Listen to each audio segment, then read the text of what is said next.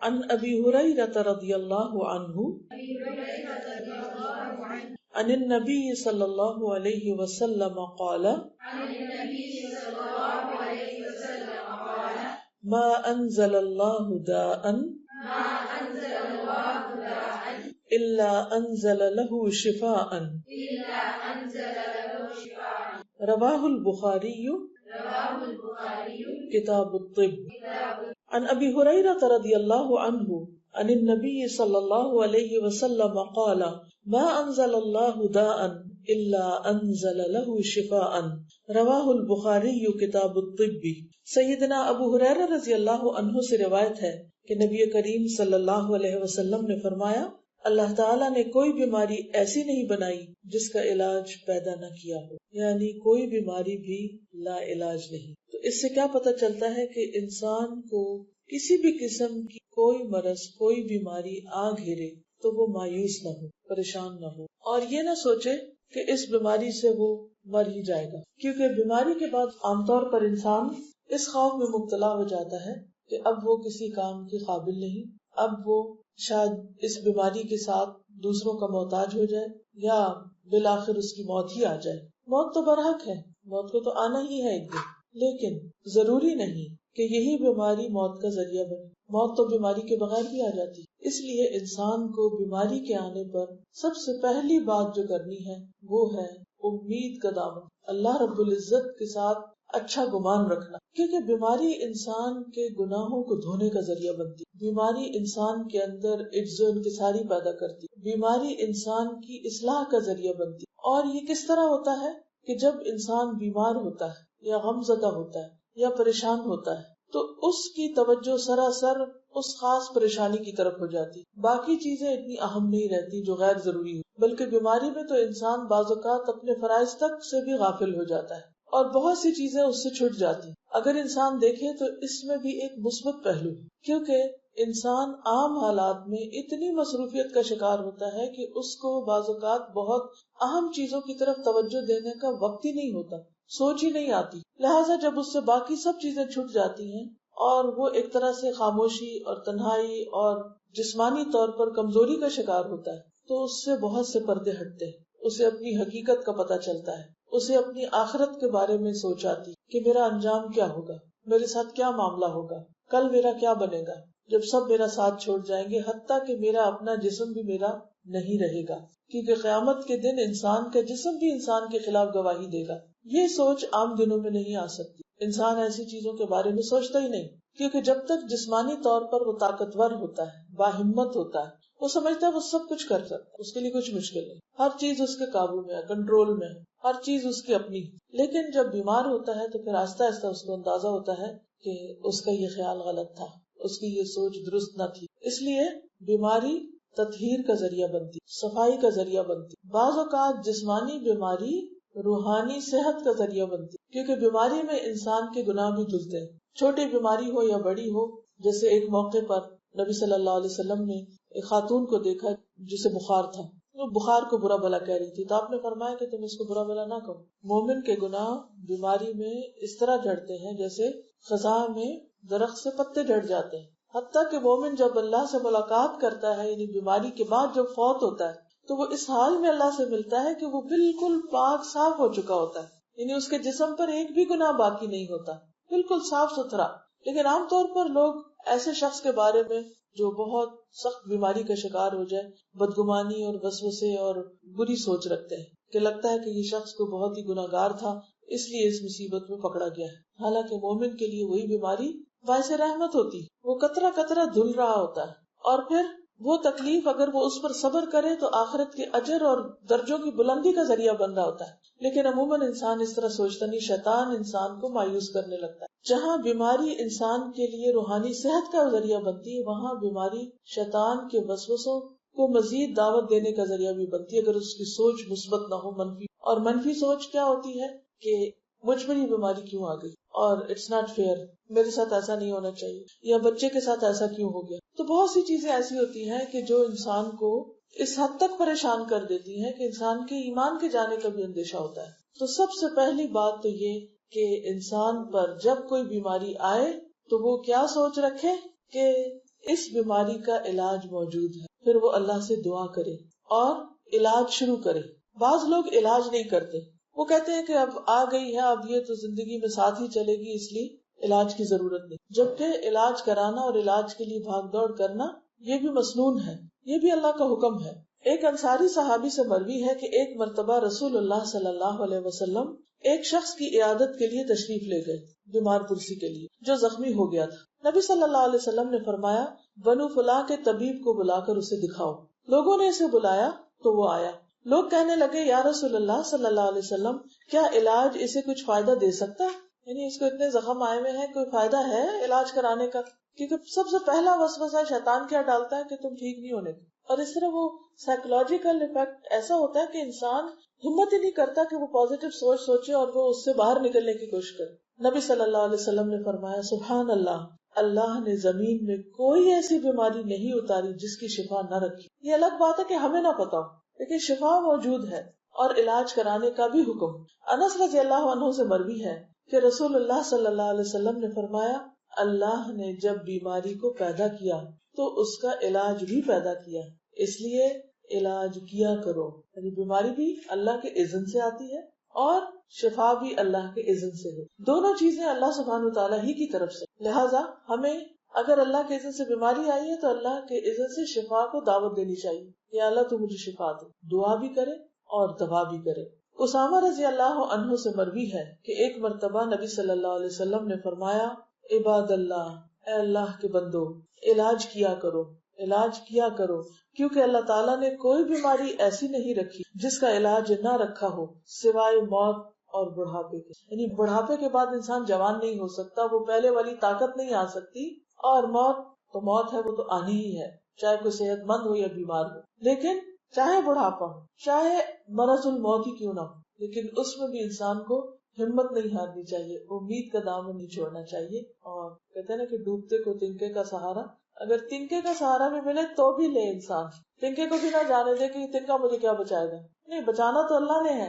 کوئی پتہ نہیں کہ کس چیز میں اللہ تعالیٰ کیا قدرت رکھ دے، کیا طاقت رکھ دے. اب مثال کے طور پر جتنی بھی چیزیں ہیں ان کے اندر جو خاصیت رکھی ہے وہ کس نے رکھی؟ مثلا میٹھا ہے، کوئی بھی چیز جیسے میٹھی ہوتی، کھجور ہے، کھجور کے اندر اس کا ذائقہ کس نے رکھا ہے، اس کی خوشبو کس نے؟ وہ زمین سے نکلتی ہے، مٹی سے. اور اگر اس کا درخت دیکھا جائے تو بھی عجیب و غریب قسم کا ہوتا ہے. اگر آپ اس کو کھولتے جائیں تو یوں لگتا ہے کہ جیسے چند پیسز جگسو کٹھی کر کے کسی نے جوڑ دی، اور بلاکس کسی نے ایک دوسرے کے اوپر رکھ دیے. اور پھر پتے بھی آپ دیکھیں خاص سٹائل کے ہوتے ہیں، تو اس میں بہت ویرائٹی نہیں ہوتی، اور ایک بہت کمپوزڈ سا درخت ہوتا ہے، اور ایک مخصوص حصے پر اس کا پھل لگتا ہے، ٹہنیوں پہ نہیں لگتا، تنے کے اندر سے ہی نکلتا ہے. دوسرے درختوں پہ آپ دیکھیں کہ ٹہنیوں اور پتوں کے بیچ میں پھل ہوتے ہیں. لیکن عجیب و غریب تاثیر اللہ نے اس میں رکھی. اور دنیا میں 6000 سے زیادہ قسم کی کھجوریں ہیں، 6000 سے زائد اقسام ہیں، اور مختلف علاقوں میں مختلف طرح کی تاثیر ان کی پائی جاتی. اللہ نے بہترین غذا پیدا کی اور اس کے اندر شفا بھی اللہ نے ڈالی. اب جس رب نے ذائقہ اس کے اندر ڈالا ہے، خوشبو، اس کی شکل، اس کا رنگ، اسی رب نے اس کے اندر شفا کی تاثیر ڈالی. وہ رب چاہے تو کسی بھی چیز کے اندر ہمارے لیے شفا کی تاثیر رکھ سکتا ہے، اور وہ چیز ہمارے لیے فائدہ مند ہو سکتی. اور انسان سوچتا ہے کہ ہے یہ کیا ہوا، اتنی معمولی سی چیز اور اس میں اتنا فائدہ. کیونکہ بعض اوقات بڑے بڑے امراض کی دوا بہت معمولی سی چیز ہوتی، چھوٹی سی چیز میں انسان کے لیے شفا رکھ دی جاتی، جس کو وہ حقیق سمجھ رہا ہوتا ہے، جس کو وہ سوچتا ہے کہ اس کا کیا فائدہ. مثلا میرے آپ جیسے لوگ اگر جنگل میں جائیں اور طرح طرح کی بوٹیاں دیکھیں، ہمیں تو کوئی پہچان نہیں، نہ سمجھ، ہم ہربس کو بھی شربس سمجھ کے تو ایسے اگنور کر دیں. لیکن جو جاننے والے ہوتے ہیں انہوں نے ایک ایک چیز کو ٹیسٹ کیا ہوتا ہے، آزمایا ہوتا ہے. ایک ٹہنی جو ہمارے لیے بالکل ایک بیکار سی چیز ہے، لا علمی اور جہالت کی وجہ سے ہم اس کو بیکار سمجھ رہے ہوتے ہیں، اسی کے اندر اللہ نے شفا رکھی ہوئی ہوتی، لیکن ہمیں پتہ نہیں ہوتا. تو شفا دینا اللہ کا کام ہوتا ہے، بندوں کا نہیں ہے. ایون اگر آپ ڈاکٹر کے پاس بھی جائیں تو اس کے دل میں بھی اللہ ہی ڈالے گا تو صحیح دوا آپ کے لیے تجویز کرے گا. تو ان سے بھی بدگمان نہیں ہونا چاہیے. مثلا آپ 10 ڈاکٹرز کے پاس جا چکے ہیں اور آپ کو کوئی فائدہ نہیں، تو آپ 11ویں کے پاس نہیں جاتے، آپ کہتے ہیں کوئی فائدہ نہیں، بہت آزما لیے، ایسے ہی ٹھیک ہے. نہیں ہو سکتا ہے وہ 11ویں کے پاس اللہ نے رکھی ہو وہ کوئی چیز آپ کی. تو اس لیے حکم کیا ہے کہ علاج کرتے رہو.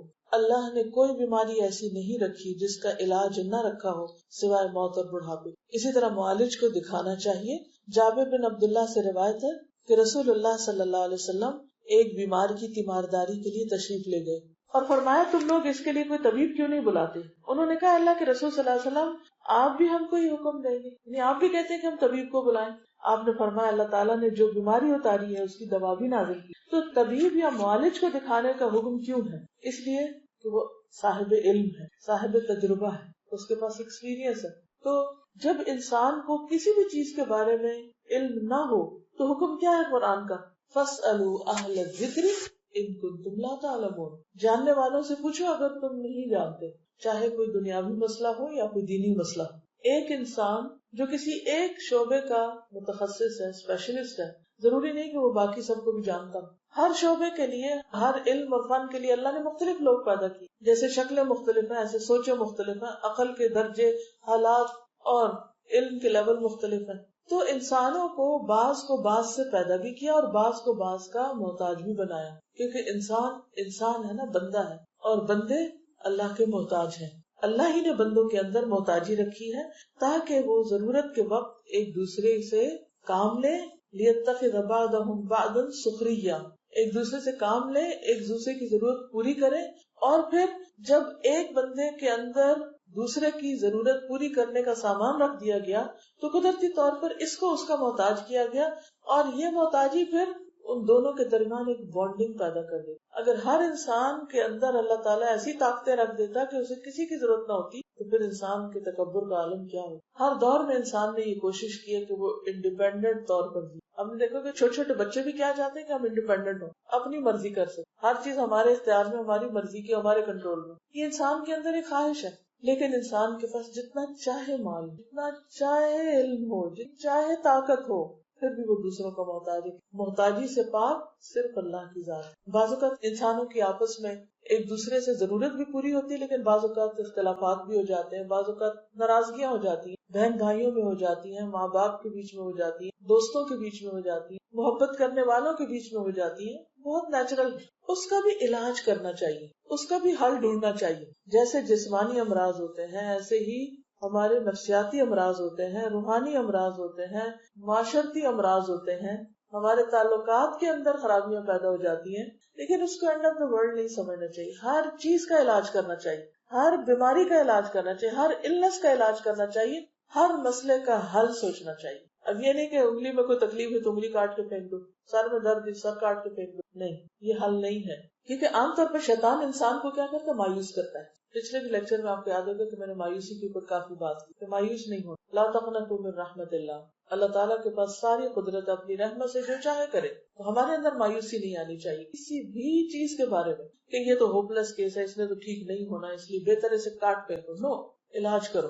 لیکن ہم نے عام طور پر صبر نہیں ہو، کیونکہ آپ دیکھیے کہ جب کوئی بیماری آتی ہے تو ہم کہتے ہیں کوئی ایسی دوا مل جائے کہ میریکل ہو، بس ایک دفعہ کھاؤ اور اگلی دفعہ بالکل ٹھیک ہو جائے، انسٹنٹ ریلیف چاہتے ہیں۔ اسی لیے آپ دیکھیں کہ ایسی دوائیاں نکلی ہیں کہ جن سے انسٹنٹ ریلیف ہوتا ہے، حالانکہ ان کے سائڈ افیکٹس بھی بہت ہوتے ہیں۔ تو ہم ٹائم نہیں لینا چاہتے، اور اگر کوئی ڈاکٹر سچ بول دے اور کہہ دے کہ ہاں یہ اتنے دن لگیں گے اس کو ٹھیک ہونے میں، تو کہتے چھوڑو، اتنے دن میں تو ویسے ہی ٹھیک ہو جائے، اور اتنے دن میں ویسے جو ٹھیک ہونا وہ ویسا ٹھیک نہیں ہونا ہوتا جیسے ایک دوا کھا کے انسان اچھی طرح صاف ہوتا ہے۔ تو جب کوئی زخم ہوتا ہے اس کو مندمل ہونے میں ٹائم لگتا ہے، چاہے وہ جسم کا زخم ہو، چاہے وہ روح کا زخم ہو، چاہے وہ ہمارے جذباتی کوئی دھچکا ہو، کوئی حادثہ ہو، کوئی ہمارے اندر کسی قسم کی کوئی پریشانی ہو، کوئی ذہنی پریشانی ہو، ہر چیز کو وقت لگتا ہے۔ ٹائم کے ساتھ ساتھ بہت سی چیزیں ہیل ہو جاتی ہیں، اس لیے ہر چیز کو ٹائم دینا چاہیے، بیماری کو بھی ٹائم دینا چاہیے، لیکن ٹائم دینے کا مطلب نہیں کہ علاج نہ کریں، علاج ساتھ ہونا چاہیے۔ تعلقات میں اگر خرابی اور بیماری کوئی پیدا ہوگی تو اس کو بھی ٹائم دینا چاہیے، لیکن تعلقات کاٹ کے نہیں رکھ دینے چاہیے، یہ بہت ہی اہم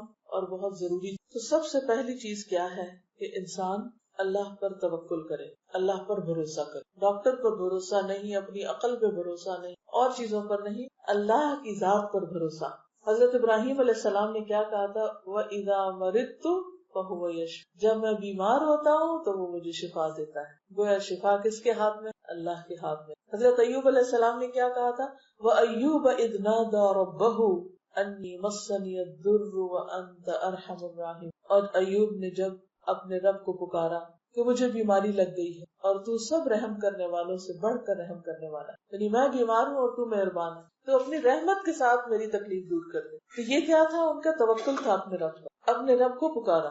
تو بیماری میں سب سے پہلے اللہ ہی کو پکارنا چاہیے، اسی پر بھروسہ کرنا چاہیے. ایک حدیث میں آتا ہے، ابن عباس نے بیان کیا کہ رسول اللہ صلی اللہ علیہ وسلم نے فرمایا، میرے سامنے تمام امتیں پیش کی، ایک ایک دو نبی اور ان کے ساتھ ان کے ماننے والے گزرتے رہے. یہ سب آ رہے تھے. جیسے مارچ پاسٹ، وہ جو بادشاہ ہوتے ہیں ان کے سامنے سے ایک دستہ گزرتا ہے، دوسرا گزرتا ہے، تیسرا گزرتا ہے. اسی طرح نبی صلی اللہ علیہ وسلم کو یہ کیفیت دکھائی گئی، آپ کے سامنے سے لوگ گزر رہے تھے. بعض نبی ایسے بھی تھے جن کے ساتھ کوئی ایک شخص بھی ایمان نہیں لایا. آخر میرے سامنے ایک بڑی بھاری جماعت آئی. میں نے پوچھا، یہ کون ہے؟ کیا یہ میری امت کے لوگ ہیں؟ کہا گیا کہ یہ موسیٰ علیہ السلام اور ان کی قوم ہے. پھر کہا گیا کہ کناروں کی طرف دیکھو. میں نے دیکھا کہ ایک بہت ہی عظیم جماعت ہے جو کناروں پہ چھائی ہوئی ہے. پھر مجھ سے کہا گیا کہ ادھر دیکھو، ادھر دیکھو. آسمان کے مختلف کناروں میں نے دیکھا کہ ایک جماعت ہے جو تمام افق پہ چھائی ہوئی، پورا ایریا اس سے بھرا ہوا. کہا گیا یہ آپ کی امت ہے اس کثرت سے، اور اس میں سے 70,000 لوگ بغیر حساب کے جنت میں داخل، ان سے کچھ بھی نہیں پوچھا جائے گا. یہ ایسے ہی کہ بغیر انٹرویو کے آپ کو بہترین جاب مل جائے گا. اس کے بعد آپ اپنے حجرہ میں تشریف لے گئے اور کچھ تفصیل نہیں فرمائی. لوگ ان جنتیوں کے بارے میں بحث کرنے لگے کہ کون لوگ ہوں. کہنے لگے کہ ہم اللہ پر ایمان لائے اور اس کے رسول کی اتباع کرتے ہیں، اس لیے یہ ہم ہی یعنی صحابہ یا ہماری وہ اولاد جو اسلام میں پیدا ہو. کیونکہ اس دور میں تو یہ بھی بہت بڑا آنر تھا کہ کوئی مسلمان پیدا ہو. آج تو ہم نے اس کو بس ایسے ہی ایک وہ لے لیا ہے نا، اس کی کوئی قدر ہی نہیں، اس پر کوئی شکر ہی نہیں کہ ہم مسلمان پیدا ہوئے، کیونکہ ہم جاہلیت میں پیدا ہوئے تھے. تو یہ 70,000 وہ ہوں گے جو اسلام میں پیدا ہوں گے. یہ باتیں جب آپ کو معلوم ہوئی تو آپ باہر تشریف لائے اور فرمایا یہ وہ لوگ ہوں گے جو کسی سے دم نہیں کراتے، فال نہیں دیکھتے اور داغ کا علاج نہیں کرواتے، آگ سے جو علاج ہوتا ہے، بلکہ اپنے رب پر بھروسہ کرتے ہیں. اس پر عکاشہ بن محصن نے عرض کیا، یا رسول اللہ، کیا میں بھی ان میں سے ہوں؟ آپ نے فرمایا ہاں. اس کے بعد ایک اور صحابی کھڑے ہوئے کہ کیا میں بھی ان میں سے ہوں؟ آپ نے فرمایا عکاشہ تم پہ بازی لے گیا، بس ہو گیا جو. اب یہ جو بات آئی کہ ایک طرف کہا گیا کہ علاج کراؤ، دوسری طرف کہا گیا ہے کہ اللہ پہ توکل کرو. علاج کے باوجود توکل کیا جا سکتا. یہاں علاج کی ان قسموں کی بات کی جا رہی ہے کہ جن کو پسند نہیں کیا گیا، اور وہ کیا ہے؟ آگ سے داغ لگانی، جسے کہتے ہیں کہ جلانا، کسی زخم کو جلانا یا کسی خاص چیز کو، تو اس علاج سے منع کیا کئی کہتے ہیں. اسی طرح دوسری چیز جس سے یہاں منع کیا گیا وہ ہے فال دیکھنا، شگون لینا، تیارہ. اور تیسری چیز جو کسی سے دم نہیں کرواتے، یعنی شرکیہ دم مراد، کیونکہ جو مصنون دم ہے وہ تو آپ صلی اللہ علیہ وسلم نے خود بھی بتایا اور کیا بھی ہے. اس لیے شرکیہ دم جو ہے جس میں اللہ کے سوا کسی اور کو پکارا جائے، یا یہ کہ اس کو کچھ لوگ جیسے کو پیشہ بنا کے بیٹھے ہوتے ہیں، تو خاص طور پر دم کرانے کے لیے کوئی کہیں جائے تو یہ چیزیں درست نہیں. پھر مغیرہ بن شعبہ سے روایت ہے کہ رسول اللہ صلی اللہ علیہ وسلم نے فرمایا، وہ آدمی توکل سے بری ہو گیا جس نے اپنے بدن پر داغ لگایا یا دم کرنے کو کہا. پھر ہے دعا کرنا، یہ بھی علاج کی قسم. ابن عمر سے روایت ہے کہ رسول اللہ صلی اللہ علیہ وسلم نے فرمایا، دعا اس مصیبت کے لیے بھی فائدہ مند ہے جو ادھر چکی، یعنی بیماری ہے آ چکی، اور اس کے لیے بھی جو ابھی نازل نہیں ہوئی. لہٰذا اے اللہ کے بندو، دعا کو لازم پکڑو. اب دعاؤں میں جو مصنون دعائیں ہیں شفا کی، خاص طور پر انہیں پڑھنا. وہ کون سی ہے؟ اگر آپ ایاک نستعین دیکھیں تو اس میں یہ سارے مصنون اذکار شامل کر دیے گئے ہیں. حضرت عائشہ فرماتی ہے کہ رسول اللہ صلی اللہ علیہ وسلم جب کسی مریض کے پاس تشریف لے جاتے یا آپ کے پاس کوئی مریض لایا جاتا تو فرماتے، اذهب البأس رب الناس واشفی انت الشافی لا شفاء الا شفاؤک اشف شفاء لا یغادر سقما. اے لوگوں کے رب، تکلیف کو دور کر دے اور تکلیف دور کر کے شفا دے کہ تو ہی شفا دینے والا ہے، تیری شفا کے سوا کوئی شفا نہیں، ایسی شفا جو مرض کو نہ چھوڑے. یہ مریض خود بھی پڑھتا رہے اور اس کے آس پاس کے لوگ بھی اس کے لیے پڑھیں. جو لیٹسٹ ورژن ہے ایاک نستعین کا، اس میں اردو میں بھی ہے، انگلش میں بھی. اس پر یہ دعا پیج 26 میں لکھی ہوئی. اگر زبانی یاد نہ ہو تو دیکھ کے بھی پڑھ سکتے ہیں، نشان لگا سکتے. اور بہتر تو یہ ہے کہ زبانی یاد. چھوٹے سے چھوٹا مرض بھی ہو، مثلاً آپ کے دل پہ بوجھ ہے، آپ غم کے مرض میں، ڈپریشن ہے، اس میں بھی آپ پڑھ سکتے ہیں. اس میں آپ دیکھیے کہ سورۃ الفاتحہ جو ہے اس کو بھی پڑھنا چاہیے. یہ جتنی بھی دعائیں ہیں ان کو اگر آپ دیکھیں تو پیچھے ڈیٹیل لکھی ہوئی ہے، اس میں ساری احادیث ریفرنس وغیرہ موجود ہے. مثلاً بیماریوں سے شفا کے لیے کتاب کا پیج 53 دکھے. حضرت ابو سعید خدری سے روایت ہے کہ رسول اللہ صلی اللہ علیہ وسلم کے صحابہ میں سے کچھ لوگ سفر میں تھے اور عرب کے کسی قبیلے پر گزرے. انہوں نے قبیلے والوں سے مہمانداری چاہی مگر انہوں نے انکار کر دیا. پھر ان کے سردار کو بچھو نے کاٹا تو وہ کہنے لگے، تم میں سے کوئی جھاڑ پھونک کرنے والا ہے؟ صحابہ میں سے ایک شخص بولا، ہاں مجھے ایک منتر آتا ہے. پھر اس نے سورۃ فاتحہ پڑھی، وہ اچھا ہو گیا. کہ صرف سورۃ فاتحہ پڑھنے سے ہی اچھا ہو گیا، حالانکہ وہ مسلمان نہیں تھا. تو اس سے کیا پتا چلتا ہے کہ آپ کسی پر بھی پڑھ سکتے ہیں. مثلا آپ کی نان مسلم میڈ ہے، اس میں بھی پڑھ دیجئے. اور اسے ایک گلہ بکریوں کا دیا، اس نے گلہ قبول کرنے سے انکار کر دیا اور کہا کہ میں رسول اللہ صلی اللہ علیہ وسلم سے پوچھ لوں. پھر آپ کے پاس آ کر قصہ بیان کیا اور کہا یا رسول اللہ صلی اللہ علیہ وسلم، اللہ کی قسم میں نے سورۃ فاتحہ کے سوا کچھ منتر نہیں کیا، صرف سورۃ فاتحہ پڑھی، لیکن کس یقین کے ساتھ پڑھی ہوگی. آپ ہنسنے لگے اور فرمایا تجھے کیسے معلوم ہوا کہ وہ منتر بھی؟ پھر فرمایا وہ گلہ لے لو، اپنے ساتھ میرے لیے بھی ایک حصہ لگاؤ. آپ نے حصے کی بات اس لیے کی تاکہ لوگوں کے اندر اس میں کوئی کراہت نہ رہے. پھر اسی طرح درد کی جگہ پر ہاتھ رکھ کر جو دعا کی جاتی ہے وہ لکھی ہوئی ہے. 3 دفعہ بسم اللہ پڑھ کر اعوذ بعزت اللہ وقدرتہ من شر ما اجد واحاذر. پھر آپ صلی اللہ علیہ وسلم نے فرمایا کہ جس نے کسی ایسے مریض کی عیادت کی جسے ابھی اجل نہ آئی ہو، یعنی موت نہ آئی ہو، تو 7 بار اس کے پاس یہ دعا اسأل اللہ العظیم رب العرش العظیم ان یشفیک پڑھے تو اللہ تعالیٰ اسے اس بیماری سے عافیت میں رکھے گا، اس کو شفا دے. تو بہرحال یہ دعائیں اللہ کے رسول صلی اللہ علیہ وسلم نے بتائیں جن کو یہ سارا علم وحی سے حاصل ہوتا تھا. دوسری چیز علاج کا دوسرا طریقہ ہے. پہلا کیا ہے؟ توکل، اللہ پہ بھروسہ کہ شفا مجھے دے گا تو وہی دے گا. اور جو بھی کچھ کرے اس میں یہ نہ سمجھے کہ اس چیز کے اندر کوئی چیز ہے وہ اللہ ہی نے ڈالی ہے.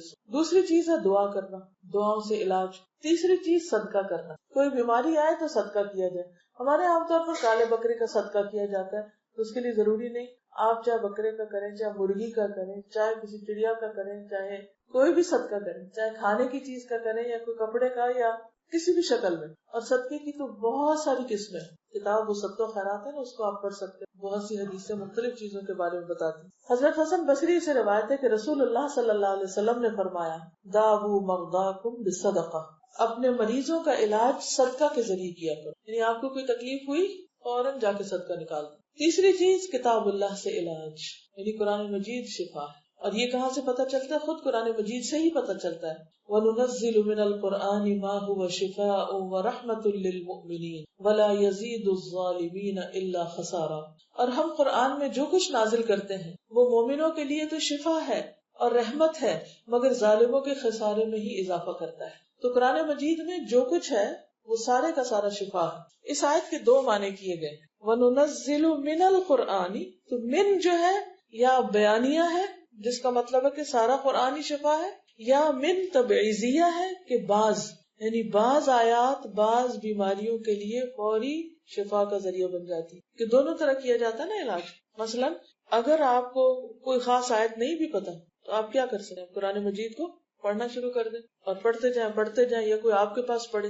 اگر کوئی نہیں ہے گھر میں تو آپ کو کیسٹ لگا لیں، CD لگا لیں، کسی بھی طرح پڑھیں. پھر ایک اور چیز کیا ہے، آپ بیماری سے ملتے جلتے الفاظ کی کوئی آیت بار بار پڑھیں. کوئی نمبر نہیں، اس میں تعداد نہیں، لیکن اس سے یقین میں اضافہ ہوتا ہے. مثلا ایک دفعہ مجھ سے کسی نے کہا کہ کسی کو گردے میں پتھری ہو گئی. اب سٹون کے ٹوٹنے کی بات ہے، تو پتھری ٹوٹے تو باہر نکلے.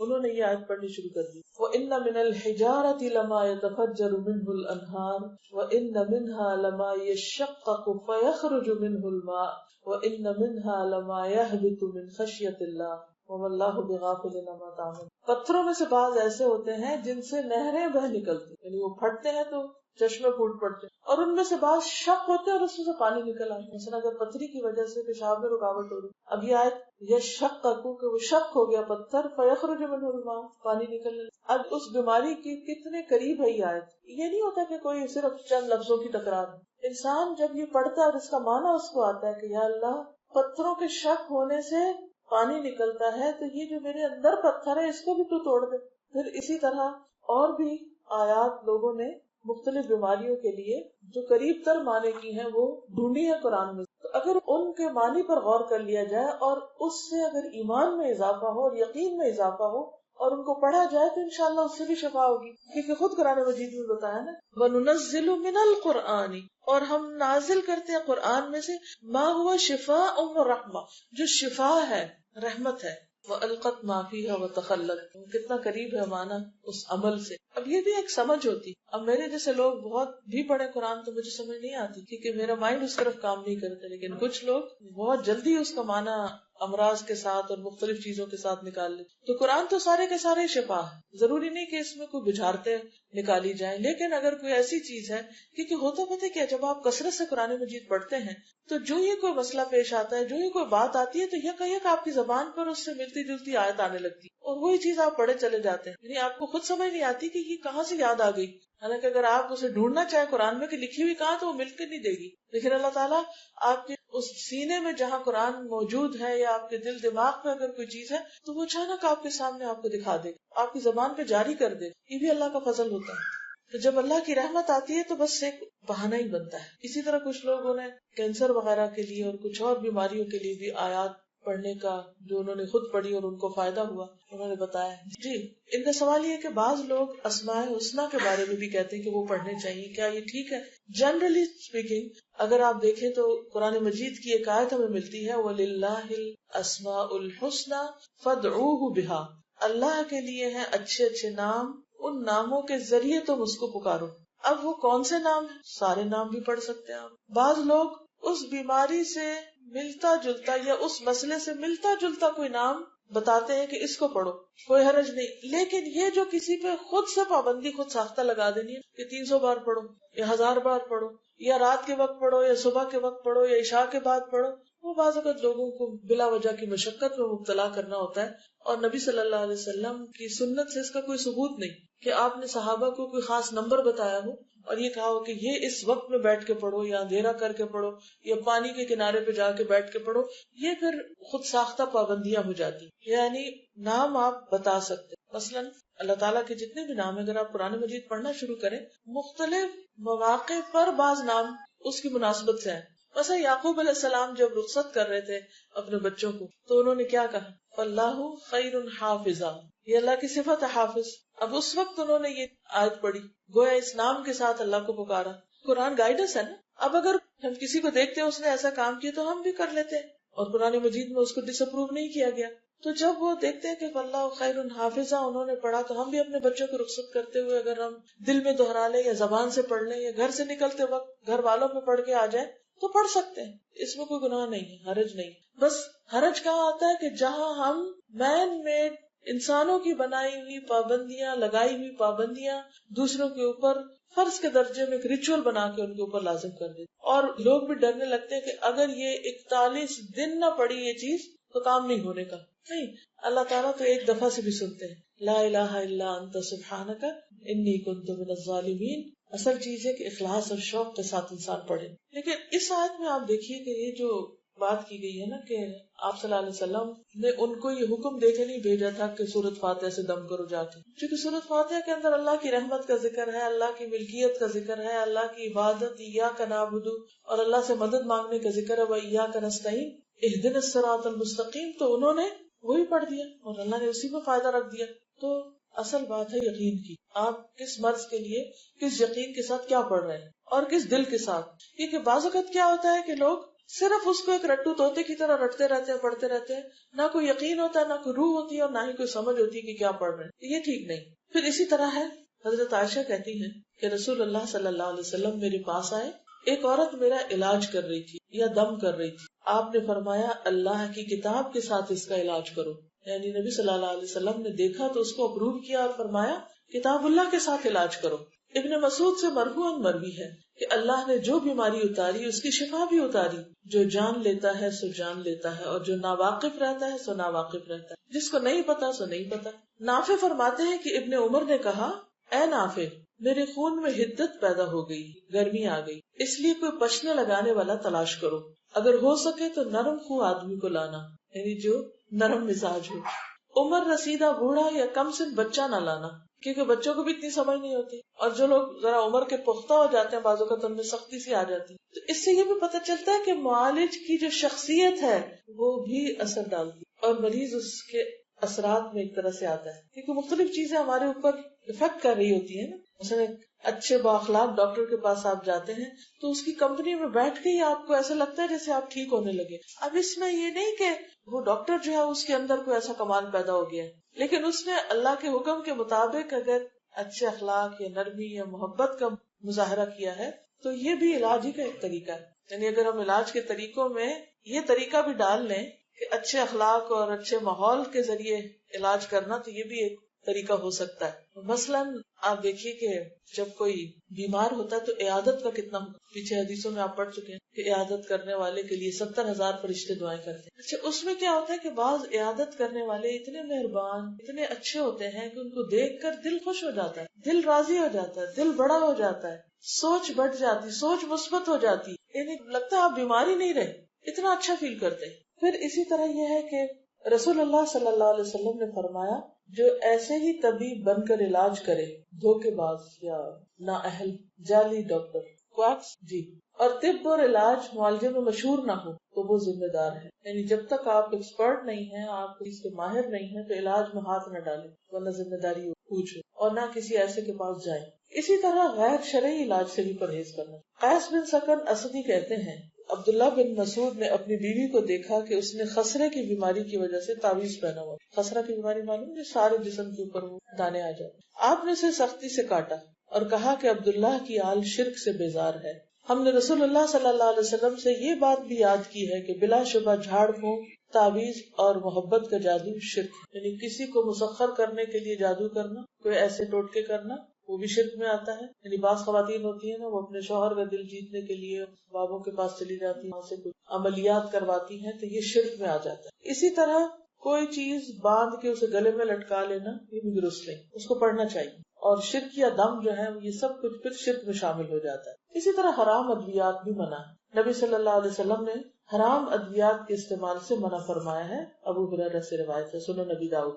آپ نے فرمایا جس نے حرام چیز کے ساتھ علاج کیا، اللہ تعالیٰ اس کے لیے اس میں شفا نہیں رکھے. یعنی حرام شفا نہیں دیتا، وہ مزید کسی بیماری کو بڑھانے کا ذریعہ بن جاتا ہے. آج کل آپ دیکھیں کہ کتنا زیادہ سائیڈ افیکٹس کے بارے میں آپ سے، تو بعض اوقات ایسی دوائیاں جو ایک مرض کو بظاہر کیور کرتی ہیں، وہ اپنے ٹاکسنز اور جگہوں پر اتنے زیادہ پیدا کر دیتی ہیں کہ جس سے ایک مرض جاتا تو ایک اور نکل آتا ہے، وہ مکمل شفا نہیں. ابو درداء بیان کرتے ہیں کہ نبی صلی اللہ علیہ وسلم نے فرمایا بے شک اللہ نے بیماری اور اس کی شفا دونوں چیزیں نازل کی، اس لیے تم علاج کیا کرو، لیکن حرام چیز کو بطور علاج استعمال نہ کرو.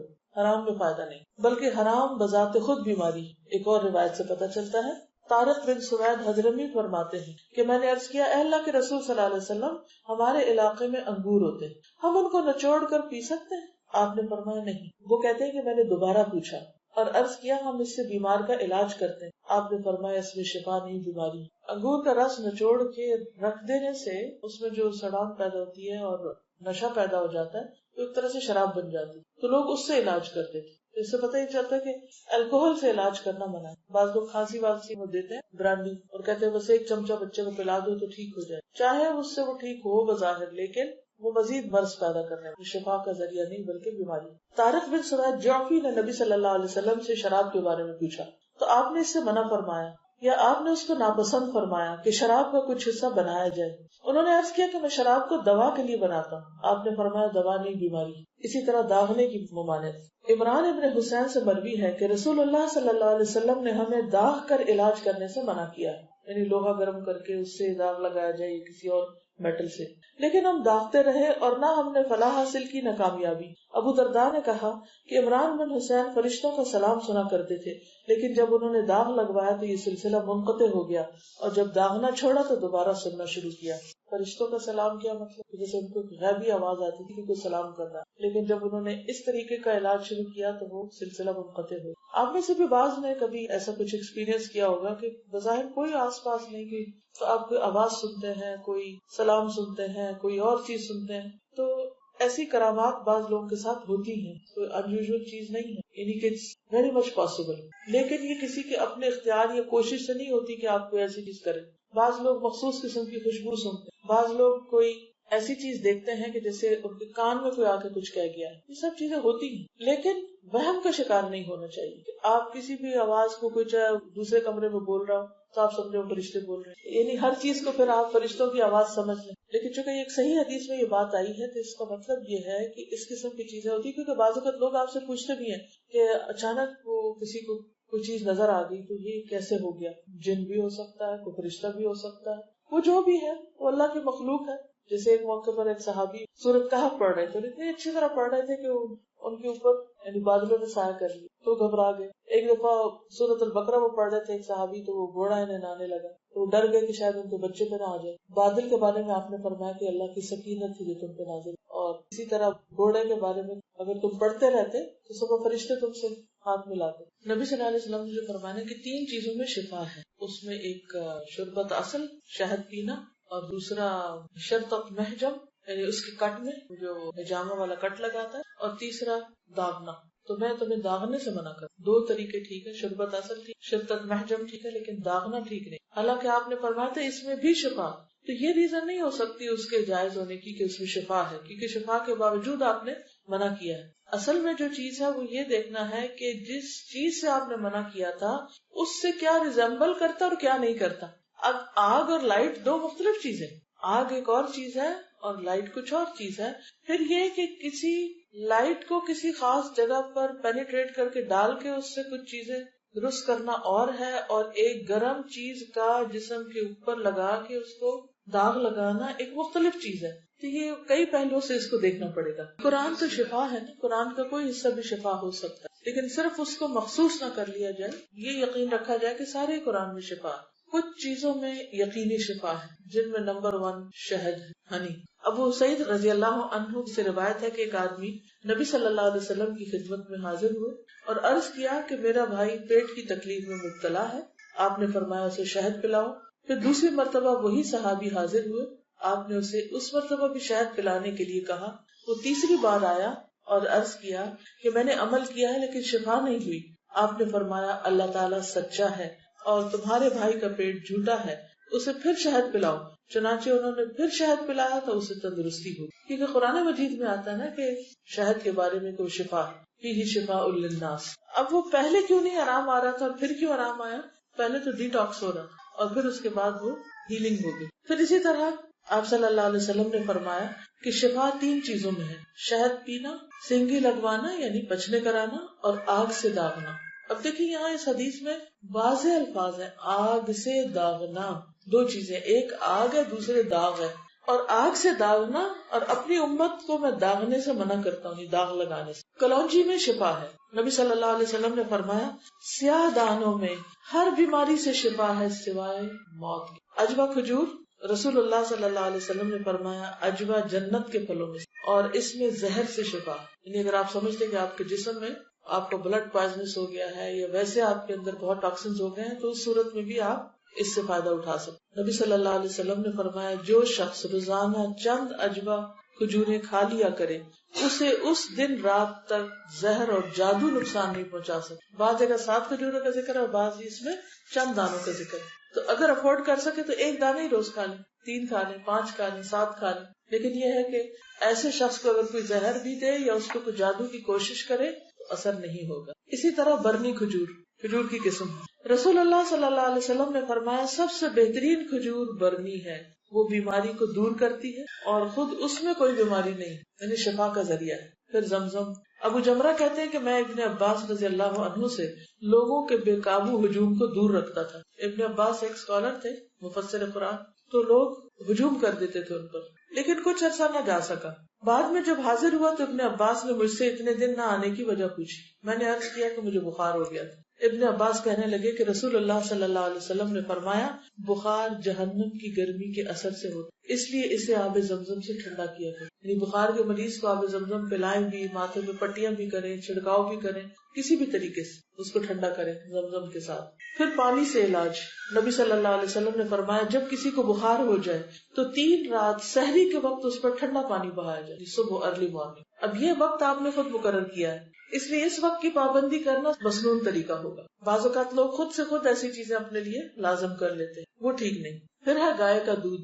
عبداللہ سے روایت ہے کہ رسول اللہ صلی اللہ علیہ وسلم نے فرمایا اللہ تعالیٰ نے بڑھاپے کے علاوہ ہر بیماری کا علاج نازل کیا ہے. گائے کا دودھ لازمی طور پر استعمال کیا کرو کیونکہ یہ ہر قسم کا درخت چرتی ہے. یعنی جو جانور مختلف درخت چرتے ہیں پھر ان کے دودھ کے اندر اس کا اثر آ جاتا ہے, جو وہ ایک طرح سے ان کے دودھ میں بہت ساری میڈیسنز خود بخود شامل ہو جاتی. حجامہ کے ذریعے علاج. ابن عباس بیان کرتے ہیں نبی صلی اللہ علیہ وسلم نے فرمایا بہترین دن جس میں تمہیں سینگی لگوانی چاہیے وہ چاند کا 17واں 19واں اور 21واں دن ہے. معراج کی رات فرشتوں کے جس گروہ کے پاس سے بھی میں گزرا اس نے یہی کہا اے محمد صلی اللہ علیہ وسلم سینگی لگوانے کا اہتمام ضرور کرنا، یعنی حجامہ ضرور کروانا. فرشتوں کی ہر جماعت نے آپ کو یہی مشورہ دیا. اور الحمدللہ یہاں پر تو آپ دیکھیے کہ بہت سے ایسے لوگ موجود ہیں کہ جن کو اللہ نے یہ علم دے رکھا ہے اور وہ لوگوں کی مدد کر سکتے ہیں. پھر آپ نے فرمایا کہ معراج کی رات میں فرشتوں کی جس جماعت کے پاس سے بھی گزرا اس نے یہی کہا کہ اے محمد صلی اللہ علیہ وسلم اپنی امت کو سینگی لگانے کا حکم دی. یعنی پہلے ایک اور جگہ پر اپنے بارے میں اور یہاں پر امت کے لیے حکم دیا گیا. نبی صلی اللہ علیہ وسلم نے فرمایا نہار وہ سینگی لگوانا یعنی بغیر کھائے بہتر ہے اور اس میں شفا ہے اور برکت ہے. یہ عقل بڑھاتا ہے، حافظہ تیز کرتا ہے. اللہ برکت دے. جمعرات کو سینگی لگوایا کرو اور کوشش کیا کرو کہ بدھ، جمعہ، ہفتہ اور اتوار کے روز سینگی مت لگوایا کرو. سینگی جو ہے سینگ سے. اور پیر اور منگل کو سینگی لگوایا کرو. پیر اور منگل کو اس لیے کہ اس دن اللہ تعالیٰ نے ایوب علیہ السلام کو بیماری سے شفا عطا فرمائی اور بدھ کے روز ان کو آزمائش میں مبتلا کیا تھا. اور ہمارے یہاں کیا کہتے ہیں بدھ کام سود، حالانکہ ان کو بدھ کے دن تکلیف ہوئی. اور کوڑ پن اور پھل بہری بھی بدھ والے دن یا رات کو ظاہر ہوتی. Skin disease. انس رضی اللہ عنہ کہتے ہیں کہ رسول اللہ صلی اللہ علیہ وسلم نے فرمایا جب تم میں سے کسی کا خون بھڑکنے لگے یعنی بلڈ پریشر ہو جائے، بی پی ہائی ہو جائے تو وہ سینگی لگوائے، کیونکہ خون کے جوش مارنے سے آدمی کی موت واقع ہو سکتی ہے. یعنی بعض اوقات بی پی کے ہائی ہونے سے انسان مر سکتا ہے. تو جو بھی بلڈ نکلے گا جسم سے تو اس کا جوش ٹھنڈا ہو جائے، انسان کام ڈاؤن ہو جائے. اور یہ آپ تجربہ کر کے بھی دیکھ سکتے جن لوگوں کو بھی بی پی کا مرض ہے اگر وہ ریگولرلی پچنے لگوائیں تو ان کے مزاج میں بھی بہت ٹھنڈک آ جائے گی. جابر بن عبداللہ رضی اللہ عنہ مقنع کی عیادت کو گئے تو کہا کہ میں اس وقت تک نہیں جاؤں گا جب تک کہ تم سینگی نہ لگوا لو، اس لیے کہ میں نے رسول اللہ صلی اللہ علیہ وسلم سے سنا کہ اس میں شفا، یعنی مریض کو جا کر اس کا علاج کروانا چاہیے، یعنی اس کو سینگی لگوا دیں. ان کا کہ میں اٹھوں گا نہیں جب تک تم یہ کرو گے نہیں، کیونکہ اس میں شفا. پھر کھمبی کے پانی میں شفا ہے. کھمبی جو من کی ایک قسم ہے جس کو یہ کہتے ہیں مشروم، اور اس کا پانی آنکھ کی دوا ہے. عود ہندی میں شفا ہے. ام قیس سے مروی ہے کہ میں اپنے ایک لڑکے کو لے کر حضور صلی اللہ علیہ وسلم کی خدمت میں حاضر ہوئی. میں نے اس کی ناک میں بتی ڈالی تھی، اس کا حلق دبایا تھا کیونکہ اس کو گلے کی بیماری ہو گئی. آپ نے فرمایا تم اپنے بچوں کو انگلی سے حلق دبا کر کیوں تکلیف دیتی؟ یہ عود ہندی لو، اس میں 7 بیماریوں کی شفا ہے. ان میں سے ایک ذات الجنب، پسلی کا برم یعنی کہ نمونیا. اگر حلق کی بیماری ہو تو اس کو ناک میں ڈالو، اگر ذات الجنب ہو تو حلق میں ڈالو. یہ بعض چیزیں ناک کے راستے بھی ٹپکائی جا سکتی، بعض گلے میں ڈالی جا سکتی. جنگلی بکری کے گوشت میں شفا، ہنٹنگ کا جو گوشت ہے. انس بن مالک سے روایت ہے کہ رسول اللہ صلی اللہ علیہ وسلم نے فرمایا عرق النساء سے شفا حاصل کرنے کے لیے جنگلی بکری کے ران کے اوپر والے کمر سے متصل حصے کو پگھلایا جائے، پھر اسے 3 حصوں میں تقسیم کیا جائے اور مریض نہار منہ 3 دن یعنی ہر روز ایک حصہ پیے. یعنی اس کو سوپ بنایا جائے، پگھلایا جیسے بنا دیا، بالکل اس کو ملیدہ بنا لیا. کون سے حصے کو؟ ران کے اوپر کے حصے، کمر سے متصل حصے. آرتھرائٹس کے لیے بھی تلبینہ.